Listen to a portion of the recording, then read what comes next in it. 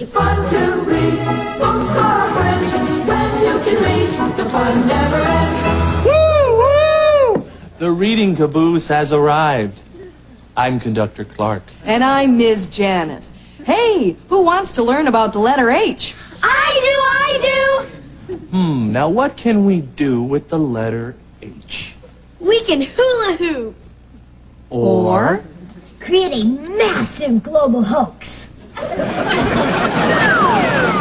What Ernie's referring to is the Apollo 11 moon landing that supposedly took place on July 20th, 1969. To quote Neil Armstrong, this is one small step for man. And one giant lie to mankind. Hello, everybody. Hello. Hi, Ticket Taker Sam. Sam's been riding the rails ever since mean old Microsoft stole his formula for Windows 95. Hey, Sam, I hear you've got a story for the kids. I sure do, Miss Janice, and it's a real whiz-banger. Once upon a time, there was a president named Kennedy. I promised to put a man on the moon before the end of the decade. We choose to go to the moon in this decade and do the other thing, not because they are easy, but because they are hard. Mr. President, didn't you also promise civil rights? That's another story, Trevor. Now excuse me while I go sleep with Judith Exner. Meanwhile, poor inept NASA couldn't get a rocket into space. So, they turned to Plan B. I'm LBJ. Boo! The end of the decade is here, and there's still no Americans on the moon. Those Ruskies are gonna beat us to it. I'll help you, Mr. President. Who the hell are you? I'm Stanley Kubrick, and I'll use some tricks I learned while filming the movie 2001, A Space Odyssey, to fake a moon landing. And we're the Mafia, and we'll fund your scam to build a secret soundstage in Las Vegas. Good. While people think they're in space, we'll keep the astronauts busy with whores and gambling. Then we'll pay them off, or brainwash them, or kill them. The end. Yay! Squawk? But is there any real proof it was a hoax? Squawk! Is this proof enough, Gully Bird? Wow! It's one small step for man, one giant leap.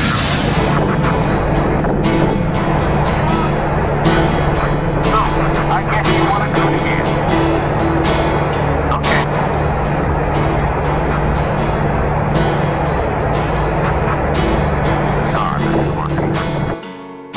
If I could turn the page and time that I'd rearrange just a day or two. Close my eyes. Then I couldn't find a way, so I settled for one day to believe in you. Tell me lies. Tell me lies, tell me sweet little lies. Tell me lies, tell me lies. Oh no, you can't disguise. You can't disguise. No, you can't disguise. Tell me lies, tell me sweet little lies. Khrushchev wrote in his memoirs, "Have you never wondered why the President of the United States was not present at the launch of Apollo 11? Eve Kendall, Nixon's personal secretary at that time, made it clear that she would not object to stirring up some 30-year-old memories. It was Henry Kissinger who first took her on as an intern in the White House when she was still only 20. In Washington, Donald Rumsfeld, newly appointed Defense Secretary by President George Bush, celebrates his arrival in the Pentagon. With him are the ex-Secretary of State Henry Kissinger, Lawrence Eagleburger, General Alexander Haig, and the head of the CIA, Richard Helms. 30 years previously, these five were President Nixon's main advisors. Are we through? All right. One more drink and then I'm ready. There you go. I'm only teasing you.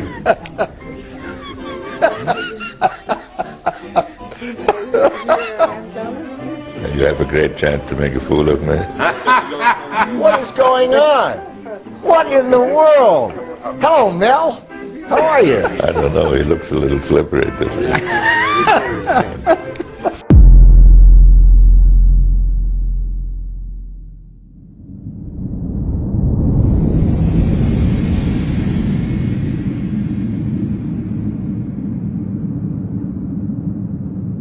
Activists from the anti-war group Code Pink attempted to perform a citizen's arrest of former Secretary of State Henry Kissinger when he arrived Thursday to testify on global security challenges at a Senate Armed Services Committee meeting.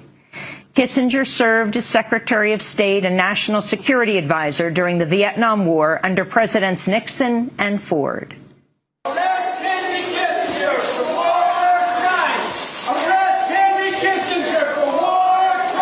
Committee will stand in recess until the Capitol Police Arrest Henry Kissinger for war! In the name of the people of Chile! In the name of the people of Vietnam! In the name of the people of East Timor! You know, in the name of the people of Cambodia! In the name of the people of Laos! I think he's a war criminal. Look at it burn! Look at it burn! I think he's a liar.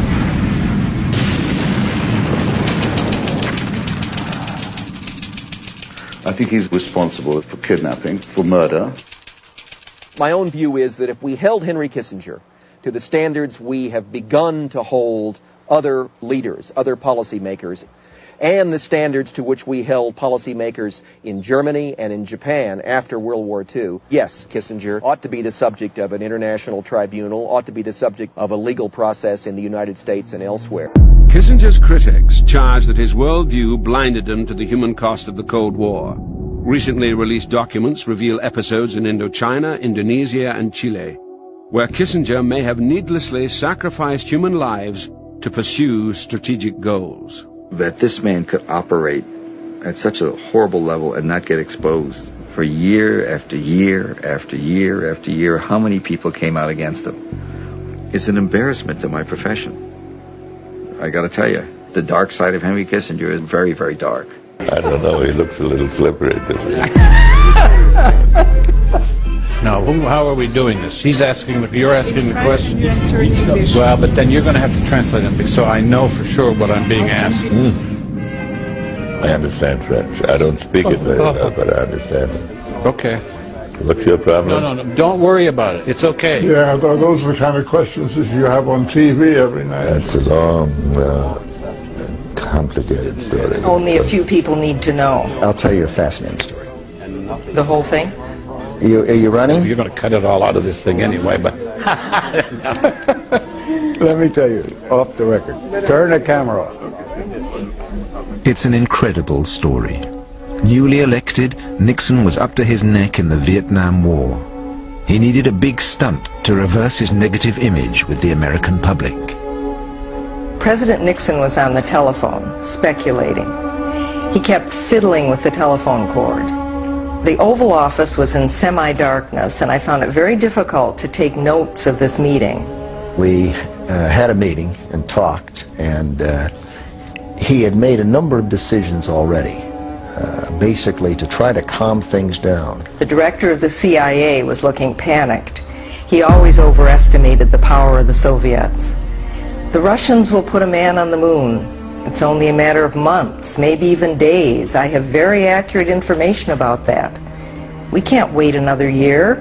We have to launch Apollo 11 as soon as we can. I was on the telephone constantly and at meetings and various other ways trying to promote more energy, more aggressiveness in this matter. I said to the president then, I said, you can't let this succeed, and you must do everything necessary to make sure that it doesn't. Now, the president turned to his experts at NASA and said, "Are we ready?" The director of the space agency only half reassured him. He said, we might not be able to send back films of the first steps on the moon. Well, President Nixon refused that idea. No way. The whole world is waiting to see an American take the first steps on the moon. He was very upset about it, and that he felt that something had gone wrong and maybe he was responsible. The President of the United States was irate. The sequence of events I remember as the most tense. Then one of the presidential advisors, I don't know, General Alexander Haig or Donald Rumsfeld, said hesitantly, what if we film the first steps on the moon in a studio? Then if we fail, we can always show those pictures to the public. I talked to the President, and Kissinger supported it. And at first I didn't take it very seriously, and I was told not to take it very seriously. Then it kept going on and on and on. The President was prepared to do so, and I was prepared to support that. And that was decided basically by Henry, Al Haig, and the Secretary of Defense. But in the last analysis, the only person that could make the decision to do A, B, or C is the President of the United States under our system. And he would have to order it done. Nixon settled back in his chair and closed his eyes for a few minutes. And then he stood up and said, "Gentlemen, you have less than 2 weeks to get everything prepared." That was big. That was a big idea. It was an important thing, and a lot of effort went into it. It was an anguishing decision for President Nixon to make. And I think he made the right decision. He was the president, and he deserves credit for having had the courage to do it. He did that on his own.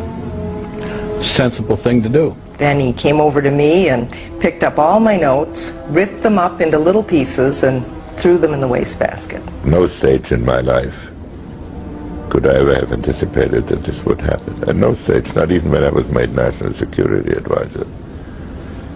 And I think it is a great symptom of the strength of America that this was even conceivable. I thought it was the right thing to do because we have to do something to show that we're still the United States of America.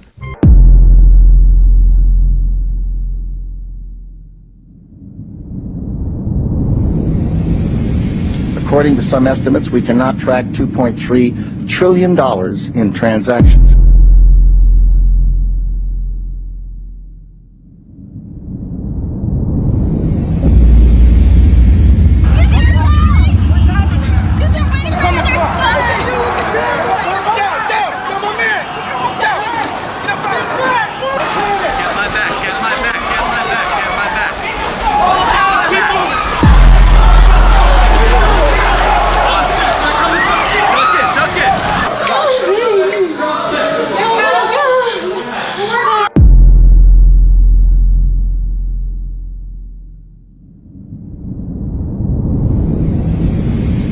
In the Pentagon budget in the face of the department's recent Inspector General's report. How can we seriously consider a $50 billion increase in the defense budget when DOD's own auditors say the department cannot account for $2.3 trillion in transactions in 1 year alone? It is I was going to say terrifying. I doubt, to be honest, that people inside the department are going to be capable of sorting this out.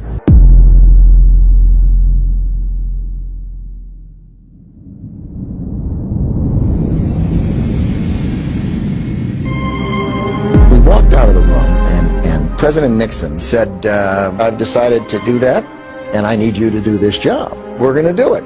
It was just amazing. So we were trying to figure out who would do what when. He simply has got to have the person he wants in that job. And it has to be someone who's capable of doing it. And it has to be somebody he knows well. I said, I'd like to talk to one person. And he said, who? Donald Rumsfeld was the first to propose Stanley Kubrick. The film would have to be perfect, but the set could never be built in time.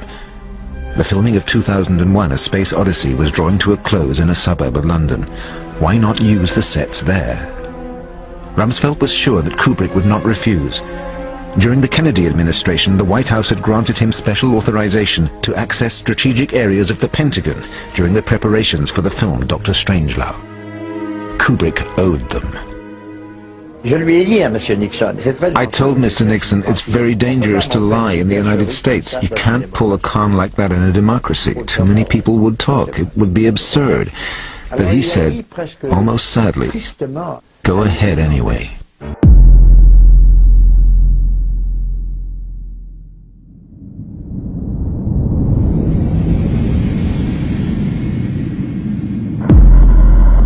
Hello, Neil and Buzz.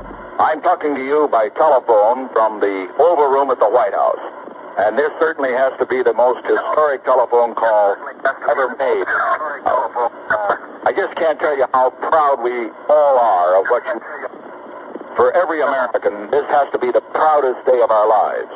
And for people all over the world, I am sure they too join with America in recognizing what an immense feat this is. Because of what you have done, the heavens have become a part of man's world.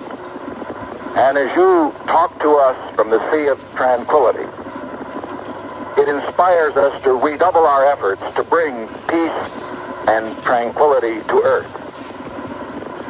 For one priceless moment in the whole history of man, all the people on this earth are truly one. One in their pride in what you have done, and one in our prayers that you will return safely to earth.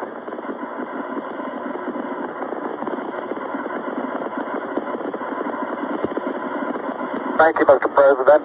It's a great honor and privilege for us to be here representing not only the United States, but men of peace of all nations, and with interest and a curiosity and with the vision for the future. And thank you very much, and I look forward, all of us look forward to seeing you on the Hornet on Thursday. Look forward to that very much, sir.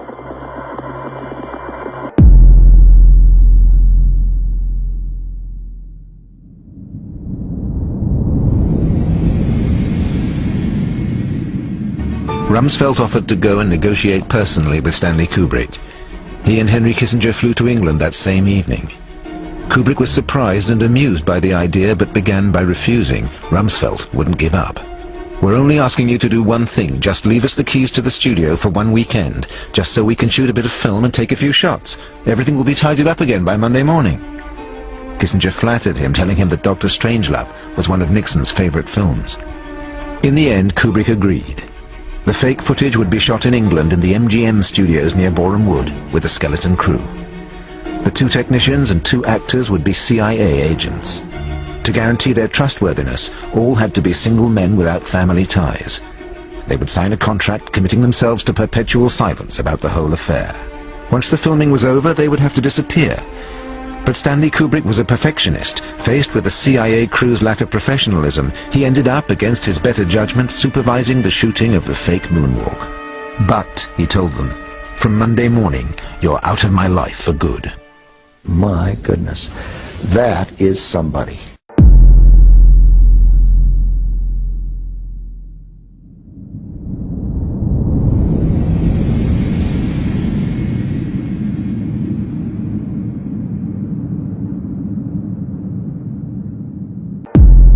I was gonna say, like, why not CNN or, but what, who cares?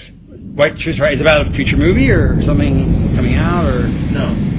Okay. It's not about any movie. It's not about the movies I've made in the past. It's a confession of sorts. Okay. I mean, about you cheated on your wife, you plagiarized. I would never do that. No. Plagiarized something. It's about a movie I made that nobody is aware of, even though they've seen it. Okay. Is that intriguing? Do I have you intrigued? Well, I mean, see if I understand what you said. It's about a movie you made, no one knows you made. Is that what you said? That's right. It's a production. Like, something you put, like, you didn't put your name on it? Like, at the end, you put, like, a fake name? Oh, no. I I made it. Like Alan Smithy, like that That's type right. of thing? No, I didn't. There was no name put on it. Why? Why would there be no credits? What do you mean? Because there are some things that you just can't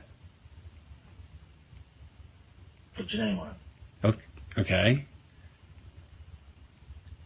I perpetrated a huge fraud, which I am now about to detail, Okay. involving the United States government and NASA. All right. And I'm sure you've heard the rumors. The moon landing hoax? That's right. That the moon landing was fake. The moon landings all were fake. And I was the person who filmed it. You're serious and okay. I'm serious. I'm dead serious. Because I only have this certain amount of time with you, and I'll talk about whatever you want. You know, this isn't some type of joke or No, it's not film joke. within a film thing. Not a joke. Nope. Okay. The conspiracy theorists were right on this occasion. Why? I don't know about Paul McCartney's death, but this they were right about. Okay. Why in God's name would I don't know what to ask you first. Why the hell, if you're telling the truth, why would you do it? Why are you telling me? I mean, what the? Don't you think it's important for people to know the truth? Yeah, I got. Yes, certainly. They had a massive fraud, an unparalleled fraud perpetrated against them. They should know. Okay. I mean, they're already suspicious of the government. They may as well have their suspicions confirmed Okay. and justified. And this, why now? I mean, we're almost at the 30-year anniversary. What took so long? Why, if this is true, why? I won't go into that. It has to do with personal Okay. evolution and influences. And, well, I'll go into that. is that why you look a little haggard right now? Because you look a little worn. No offense. Like, Well, also, yeah, because I haven't been taking care of myself too well. I've been drinking a lot, but is that because of the stress of this? of course, stress, guilt, just conflict of all kinds. Wow. I mean, so you feel bad about this? Clearly. I mean, this is I not. do feel bad about it. I also feel proud of it. It's a terrible conflict. Because you've pulled off one of the greatest hoaxes ever because of And your. because I made a film, if you want to call it a film, which I consider to be my masterpiece. Space may be the final frontier, but it's made in a Hollywood basement. Space may be the final frontier, but it's made in a Hollywood basement. Space may be the final frontier, but it's made in a Hollywood basement. Space may be the final frontier, but it's made in a Hollywood basement. Have you ever dreamed of going up to outer space? Or maybe meeting other beings from another place? Have you ever wondered what it's like on other planets? Then you watch a science show and come to believe you understand it? You feel empowered by the knowledge and you feel enlightened, listening to Bill Nye and Neil deGrasse Tyson. But then you wake up and you start to see the obvious. Life is just a lie and this whole world ain't what we thought it was. NASA's missions to the moon were never completed. They just filmed them in a room and people believe it. I used to wonder what it's like to be an astronaut. Now when I see them acting, I can't help but to laugh a lot. They give us cartoons and they claim that we live on a ball, but it's flat and it's not moving or spinning at all. Why you lying to us, man? That's something that we want to know. After that, you're gonna have to pack up all your stuff and go. Space may be the final frontier, but it's made in a Hollywood basement. Space may be the final frontier, but it's made in a Hollywood basement. Space may be the final frontier, but it's made in a Hollywood basement. Space may be the final frontier, but it's made in a Hollywood basement.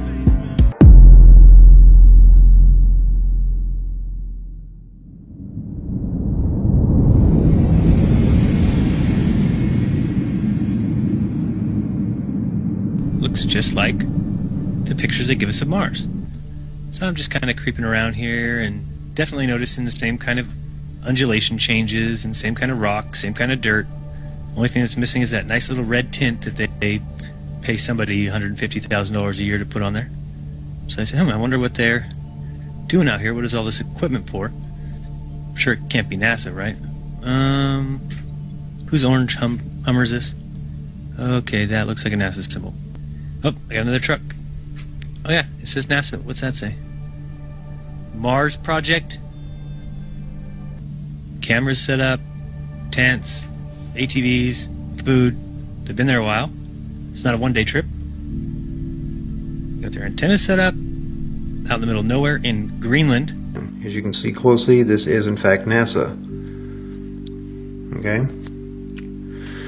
Well, here's doing some tests here. You know, yeah, fake it out. You gotta make it look good, you know. Yeah, set up our antenna. You know, all happy and stuff. Yeah. Yeah, we're on Mars though, guys. We're on Mars. Just remember that. Yeah, the Arctic Research Station. You know, like I said, not that this would that be hard to paint over, but yeah, this is what a Mars station is going to look like. This is a hoax, guys. It's fake. NASA trucks. You know, posing for a picture. Hey, look, we're on Mars. Oh, see those rovers there? See, that's what's really taking pictures from Mars, is these things here. These cheap little dime store rovers. It's not Spirit and Curiosity and all this stuff. Those are just models. You'll see yours shortly. Okay, this little creature here, this is an Arctic lemming, okay? A little tiny creature that lives on Devon Island. Okay, now I'm going to show you the next photo. This is a photo actually from Mars, from one of the Mars rovers. They're calling it the Mars rat, but come on guys, it's a lemming. It's an earthbound lemming, that's all it is. It got caught in the picture and they got screwed. They didn't realize it, but it's too late. They've already released the picture.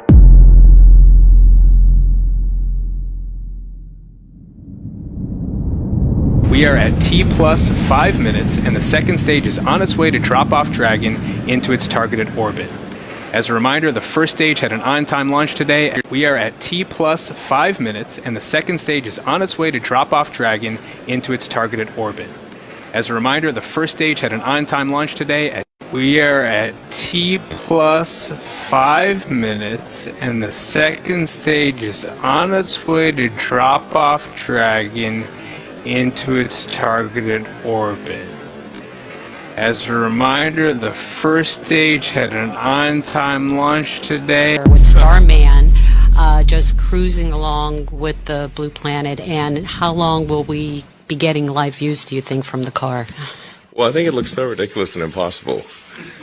And you can tell it's real because it looks so fake, honestly. Like, we'd have way better CGI if it was fake. And, you know, the colors all look kind of weird in space. There's no atmospheric occlusion. You know, like, everything looks too crisp. You know, here's taking some pictures, you know, outside the Mars module. Yeah, there's some tents there. Now pay close attention to the, you know, pyramid-shaped tent there, because it's going to show up here again in a second. A picture of Mars, not really, at you know, with before and after the snow. Now see this strange picture. This is an actual picture from Mars. People are like, oh look, it's a Mars pyramid, it's a Mars pyramid. Well, what do you think, guys? Throw a little bit of dirt on it, paint it brown? Yeah, that's what I think. Oh look, Spirit, Curiosity, and look at all of them. All just sitting right there, like, yeah, look at us, look what we did. Look how much money we made on these toys. It wouldn't surprise me, guys, if these things don't even run. They're just models.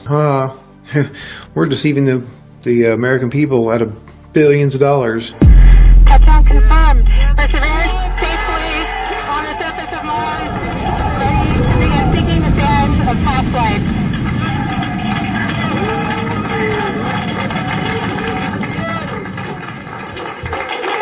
At this point, the descent stage has flown away to a safe distance. Perseverance is continuing to transmit direct through Mars orbiter to Earth.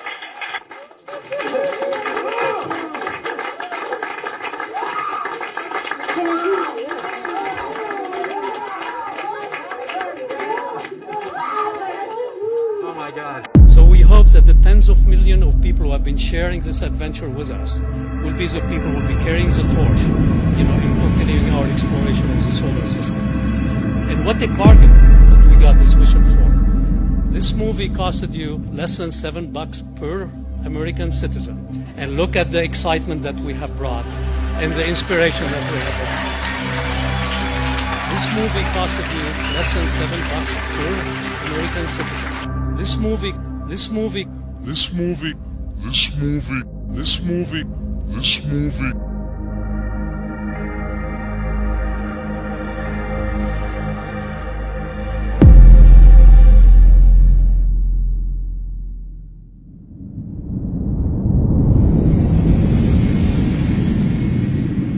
It was on the NASA website, and it was a document that actually is a PowerPoint presentation by Dennis Bushnell, the chief NASA scientist at the Langley Center. And it was presented in 2001, July of 2001, just a few months before 9/11. When we first came across it, it says on the website, Future Strategic Issues, Future Warfare circa 2025. And as I decided to just flip through it quickly to see what it was about, I was a little stunned on page 4. It said, the presentation is based in all cases upon existing data, trends, analysis technologies, no pixie dust. And the entire premise of the document, or the PowerPoint, is about robots, cyborgs, and humans. And what it said, which was quite shocking, on page 93, it said, capture, torture Americans in living color on prime time. And that is an unbelievable statement. Then it's followed up by saying terror attacks within the continental United States using binary biologicals take down critical infrastructure. They're going to use radiation frequencies against our brains, etc., and conduct serious psy-war and collateral damage and exploitation. On this same page 93, they say exploit CNN syndrome. Now CNN, of course, is the network, the news media network, propaganda machine, and was set up by the CIA. We no longer have a legitimate government. We are being controlled by corporations and banks that are posing as a legitimate government, and they're not. We wouldn't have a legitimate government with the war machine stating what they were going to do on the continental United States to all the people. And this is not just in the United States. This is a global planned attack and assault with technologies beyond most people's comprehension. We started singing bye, bye, Miss American Pie. Drove my Chevy to the levee, but the levee was dry. Them good old boys were drinking whiskey and rye and singing, this'll be the day that I die. This'll be the day that I die.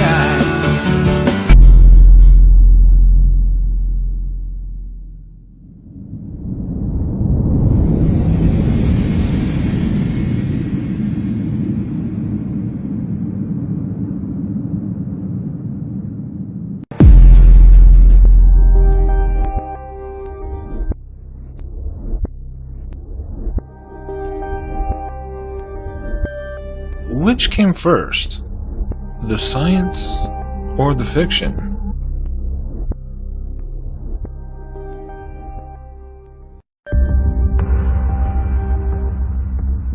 We're all familiar with the phrase, life imitates art.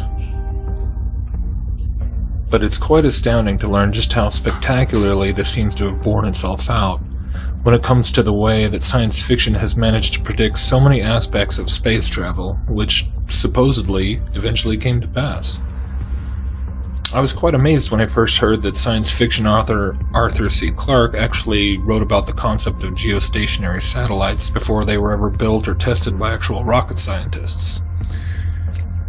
But I was even more amazed to later learn that this is only partially true. Clarke was the first to write about the idea of using satellites for the purpose of telecommunications. The Brick Moon, a short story by Edward Everett Hale, was actually the first description of an artificial satellite, and it was published in the Atlantic Monthly starting in 1869. The book Edison's Conquest of Mars by Garrett P. Serviss describes spacesuits and airlocks in 1898. Most of us are quite familiar with the uncanny predictions of science fiction writers such as Jules Verne and H.G. Wells, and how these renowned writers and their fantastic imaginations supposedly inspired the legitimate scientific development of space exploration in the future. However, when we take a closer look at many of the specific plot points of Jules Verne's novel From the Earth to the Moon, the predictions almost begin to smack of plagiarism on the part of NASA. Verne wrote a story about the first manned spaceship in history, launched during the month of December by the United States from a base in Florida. The ship was made up mostly of aluminum, weighed 19,250 pounds, and cost what would now be about $12.1 billion to build. After 3 of the astronauts completed their moonwalk, they returned to Earth. Their capsule splashed down into the Pacific Ocean and was recovered by a U.S. Navy vessel. He published this in 1865, and being more than 100 years before the Apollo 11 mission, Verne's novel From the Earth to the Moon actually serves as a bizarrely accurate novelization of that mission. He was slightly off on the cost and weight of the rocket. The real stats were about 26,000 pounds and 14.4 billion, and the biggest difference between Verne and NASA was that Verne's astronauts were shot out of a huge cannon. But get this, Verne's space cannon was called Columbiad, and the Apollo 11 command module was named Columbia. But moving into the 20th century, science fiction authors such as Arthur C. Clarke, Isaac Asimov, Robert Heinlein, and Carl Sagan began to readily accept their titles as prophets of the future, and embraced the role of basically serving as spokesmen for all the magnificent technological marvels that had already unfolded and would yet to unfold.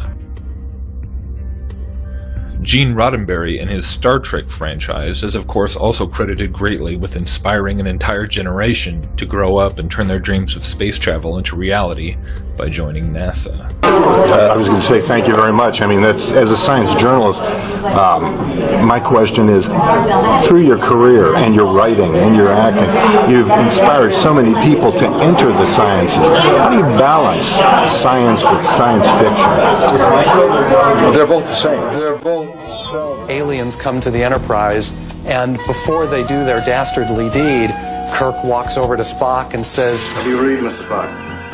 Configuration unidentified, ion propulsion, high velocity, though of a unique technology.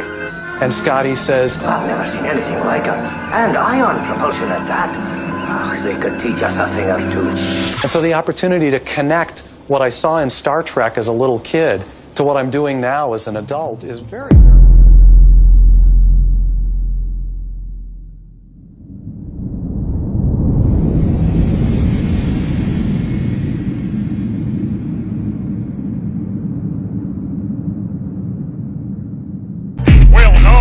Disinformation campaign is complete when everything the American public believes is false. Yeah, rocket launches are operational. They're there to brainwash these individuals to make you think that space is real and your money and your mind we can steal. It's so easy to program your mind because you guys watch TV like all the time. We control what you see on your TV because we're a branch of the military. Yeah.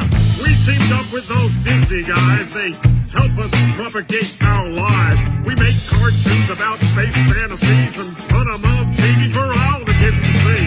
We program you when you're really young. We make space travel so much fun. Then all the kids fall into our trap and all grow up believing our crap. What I saw in Star Trek as a little kid. There's no such thing as outer space. We made it all up. Yeah, space is fake. It's the greatest lie that's ever been told. The biggest trick you've ever been sold. We've been pushing this satanic lie. Space is a drug and everybody high. It's only your imagination that's been a space. Ladies and gentlemen, space is fake.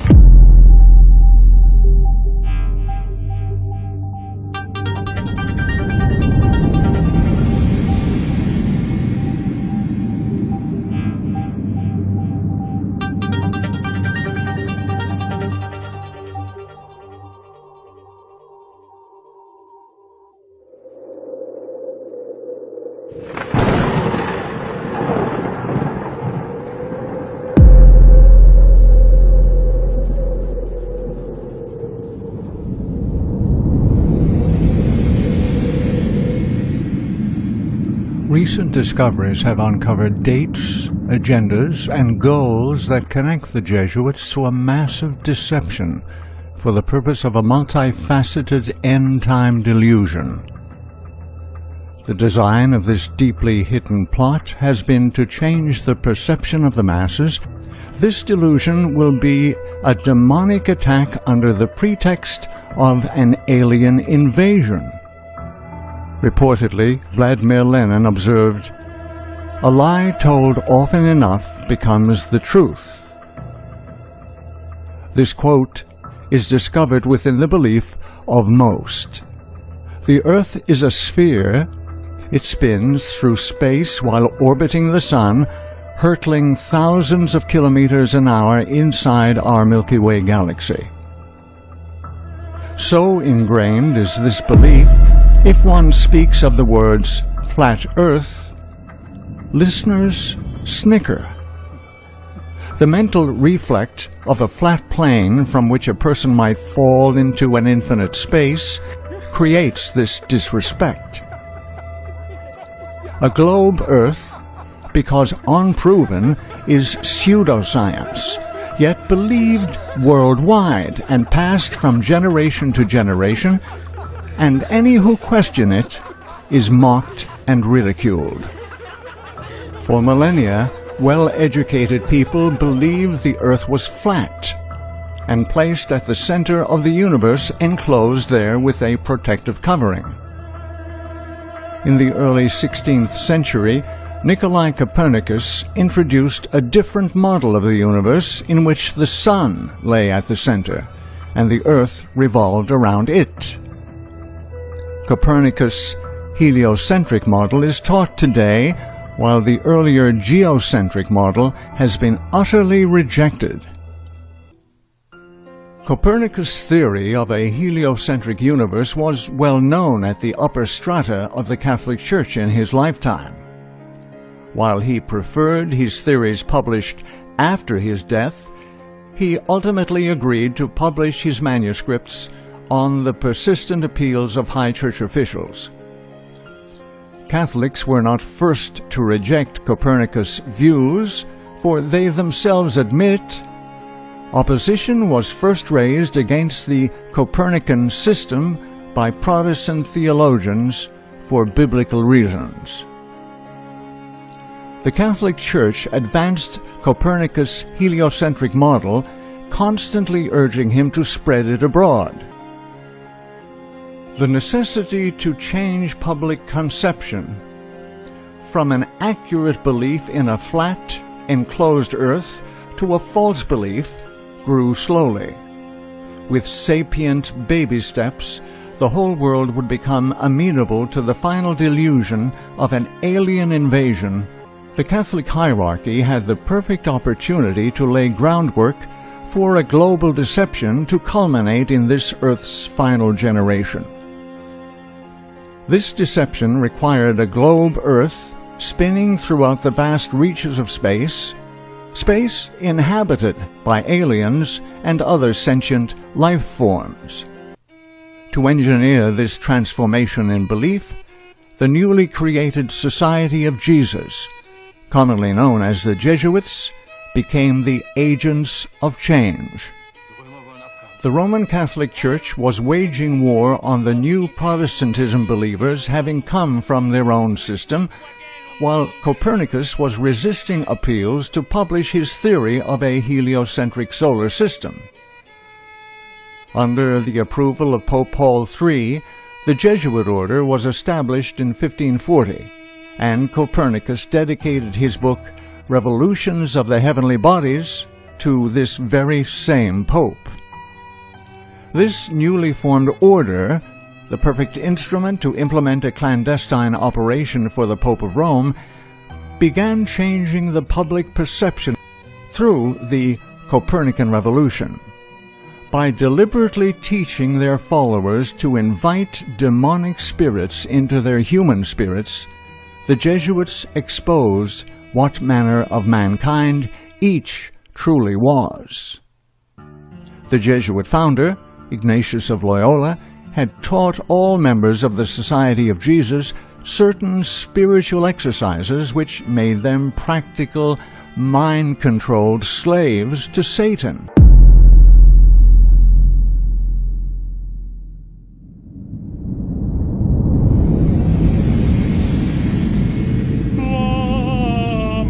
Eius Lucifer matutinus inveniat.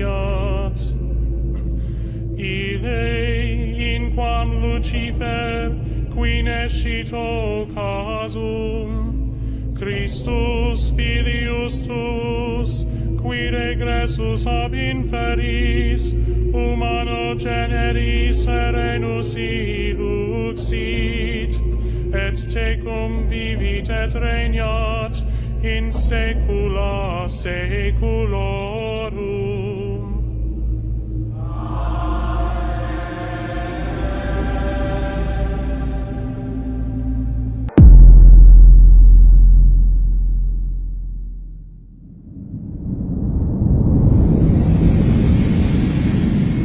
Five international judges are examining evidence of child rape, torture, murder, and kidnapping allegedly done by global elite members of the Ninth Circle Satanic Child Sacrifice Cult Network. Another court document called the Magisterial Privilege indicated child sacrifice was a regular occurrence at the Vatican.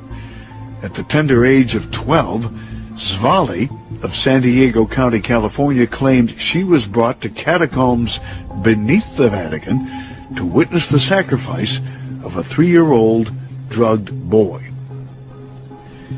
Recently, an Irish police investigator reported to the ICLCJ court that the close to 800 babies buried in a Catholic nun's septic tank were dismembered, decapitated, and in bits and pieces, signs that they could have been murdered in satanic child sacrificial rites.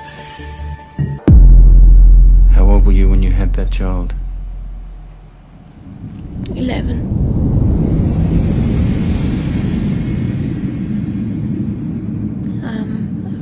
They were aborted by my nan or by one of the doctors at the house. There were doctors there at that house?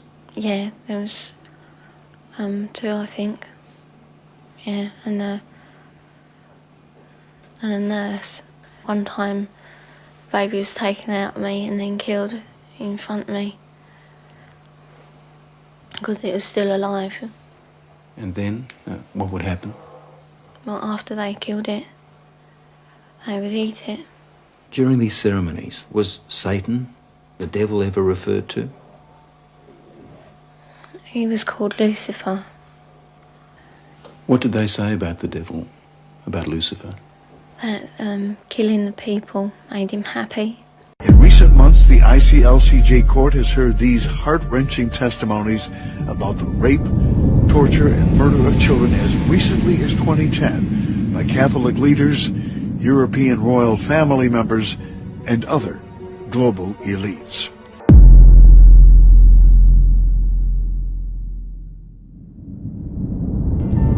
They were to daily become as corpses or cadavers, that they unhesitatingly obey the will of their superiors. In opening the mind to the influence of demons, these Jesuits brought in a spirit of malevolence, a demonic intelligence that was unprecedented in Catholicism.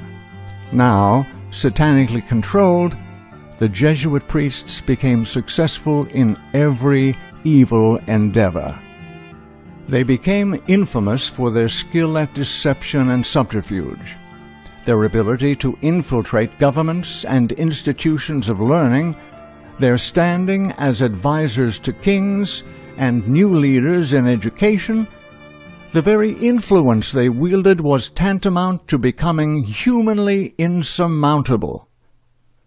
Working through government entities and in the field of world education, they guide scientific research to further their own ends and present the biggest lie of all time, a globe Earth.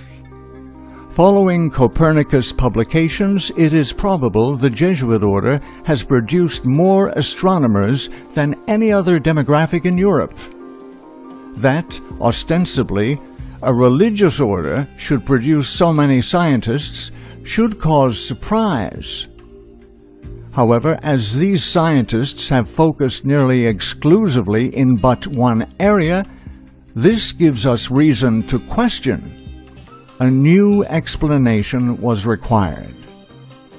A globe Earth, its orbit of the Sun for millions of miles every year, illimitable realms of space with billions of galaxies, each composed of billions of stars with worlds innumerable.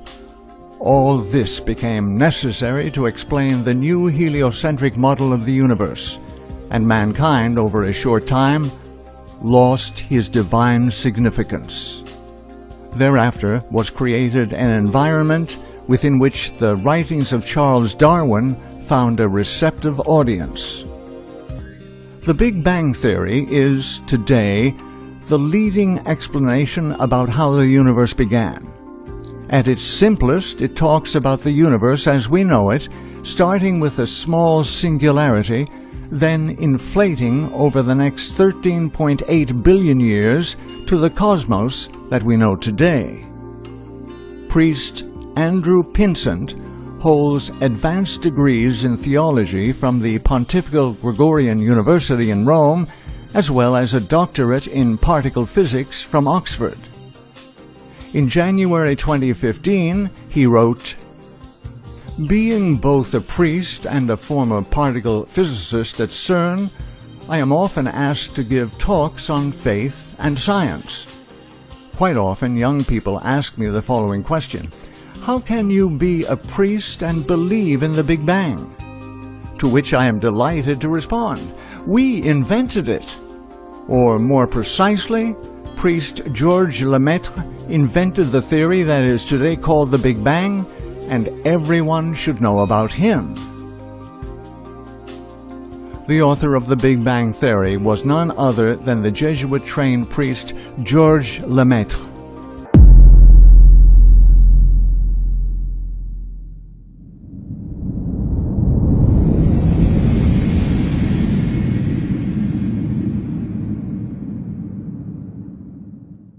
On October 28, 2014, Sarah Kerr reported, Speaking to members of the Pontifical Academy of Science, the Pope said it is possible to believe in both, insisting God was responsible for the Big Bang from which all life evolved. L'inizio del mondo non è opera del caos che deve a un altro la sua origine, ma deriva direttamente da un principio supremo che crea per amore. Il Big Bang, che oggi si pone all'origine del mondo, non contraddice l'intervento creatore divino, ma lo esige. L'evoluzione nella natura non contrasta con la nozione di creazione, perché l'evoluzione presuppone la creazione degli esseri che si evolvono. The Roman Catholic Church does, in fact, accept evolution. Acceptance of evolution and its integral law of survival of the fittest gave rise to the bloodbaths of the 20th century in which millions lost their lives. Numerous researchers have established incontrovertible connections between the Vatican and the Nazi Party. Regardless of the level of collaboration between the Vatican and the Nazis, what happened after World War II is even more significant. Operation Paperclip smuggled hundreds of Nazi scientists, including top SS officers on trial for war crimes, into the United States for use in America's Cold War space race. One of these Nazi Party members, Wernher von Braun, was promoted to head up NASA's Marshall Space Flight Center. Under Operation Paperclip, some 350 German scientists and former intelligence agents were given visas and well-paying jobs. Many of these scientists had questionable pasts, Braun himself had been an active member of the Nazi Party, and his colleague at NASA, Dr. Hubertus Struggold, a specialist in aviation medicine, had performed experiments on concentration camp inmates. The purpose of this massive and illegal undertaking appears to have been for the establishment of a worldwide authority on all things relating to space and astronomy. NASA became the public face of space. It has long acted as a front, providing an unsuspecting world with pseudoscience legitimized by the backing of the U.S. government. NASA is its own monopoly. It controls the dissemination of public information on astronomy while hiding facts it does not want the public to know. While many countries and universities have observatories, always it is the statements, photographs, and discoveries of NASA that make the news headlines. With NASA in charge of the flow of astronomical information to the public, it appears the Vatican has remained a central player in the truly accurate astronomy not being released to the public. For hundreds of years, the Vatican has owned more telescopes and observatories than any organization, private university, or government. NASA and the Vatican jointly own Lucifer, the world's largest binocular telescope. According to the official Vatican website, the Vatican Observatory is one of the oldest astronomical institutes in the world. And yet, where are the photographs? Where are the news releases of the latest discoveries? Precisely what have the Jesuit astronomers been doing for the last 500 years? Only they know. NASA's public release of information promoting the idea of an expanding, thus ever larger universe of incomprehensible size has led to the supposition there must be alien life on other planets. After all, if the Big Bang produced life on Earth, why couldn't intelligent life have evolved elsewhere? In combination with Hollywood and the science fiction genre, NASA has created an environment in which contact with extraterrestrial life forms is both fearful yet desirous. A recent book may hold the key to understanding the final steps in this long conspiracy to delude the final generation. Authors Tom Horn and Chris Putnam recently published a mind-boggling book in which they allege the Vatican actively seeks extraterrestrial life with their new Lucifer telescope. The book Exo Vaticana, Petrus Romanus, Project Lucifer, and the Vatican's astonishing plan for the arrival of an alien savior asserts the Vatican is waiting for an extraterrestrial savior. In researching their book, Horn and Putnam were granted permission to visit the observatory on Mount Graham, which hosts the Vatican Advanced Technology Telescope, VAT, in September 2012. Not only were they able to discuss the study of deep space with the Jesuit astronomers there, but they also gained access to one of the top Vatican astronomers in Rome. Horn said Brother Guy Consolmagno, who has also been called the papal astronomer, told the authors some astounding information during 5 interviews. He says without apology that very soon the nations of the world are going to look to the aliens for their salvation, said Horn. Consolmagno also gave the authors private Vatican documents which reveal much of the thinking of high-level theologians and astronomers within the Church. Horn said these documents show that they believe that we are soon to be visited by an alien savior from another world. These statements are not that shocking when the Vatican's ever-evolving stance on science and space is understood. On May 12, 2014, Pope Francis expressed a willingness to baptize extraterrestrials who indicated a desire for baptism. While the comment was clearly tongue-in-cheek, it made international headlines, this one crowing, "Cool Pope is so cool that he's willing to baptize Martians." The net effect? It removed the idea from science fiction and transferred it to the realm of possibility. Talking about it as if it were possible gives rise to minds more accustomed to the construct. The purpose for this intricate, multi-layered deception is to deceive the world's masses and create a desired outcome. To usher the world into a united one-world religion with the Pope reigning supreme, the devil will create a problem. This problem among Earth's citizenry will demand a solution. The solution will have a predetermined outcome.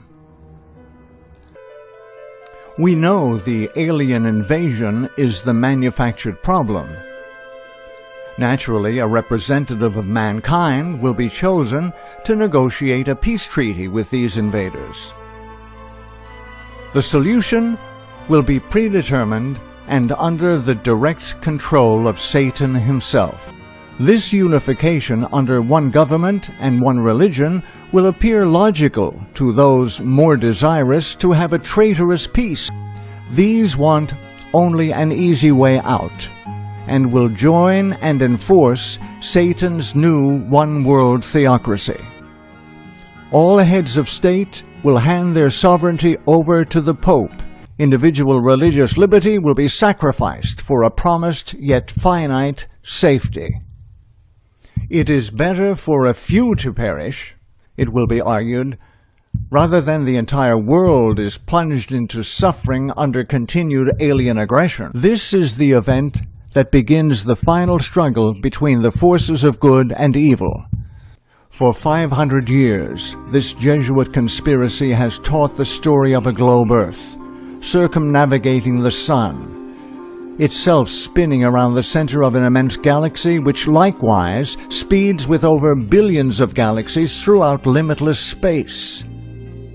Within this immense realm, surely there are other varieties of intelligent life which inhabit other worlds?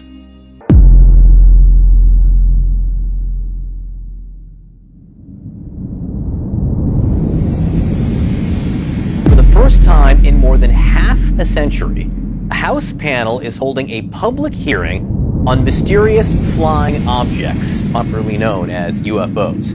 CNN's Kristen Fisher with the details. Bombshell UFO report is expected in June from the U.S. government.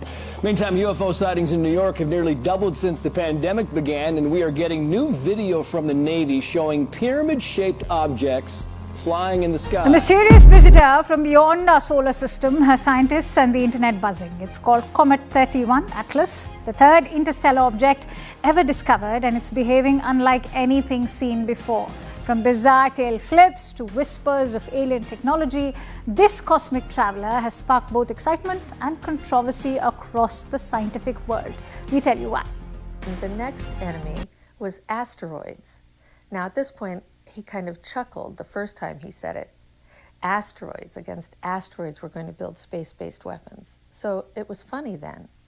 And the funniest one of all was against what he called aliens, extraterrestrials. That would be the final card.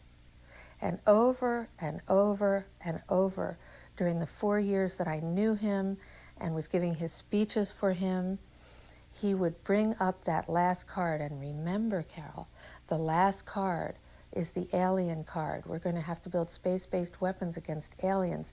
And all of it, he said, is a lie. A lie. I think I was too naive to know at that time the seriousness of the nature of the spin that was being put on the system. And now the pieces are starting to fall into place.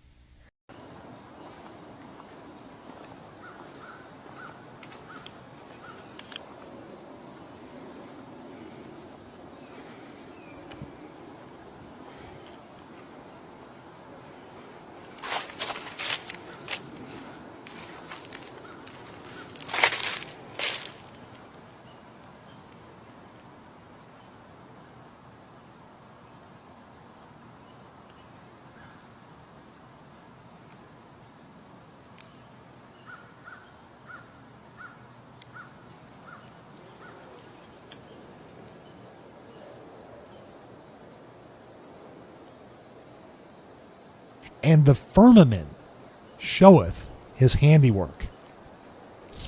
Now, somebody that was part of the NASA, that founded NASA, that was part of the space program, the moon landing, all this stuff, put this particular passage as what I've been raised for, and raised, to see a gravestone as the last parting message from the deceased, has to do with something that's connected to the flat earth theory.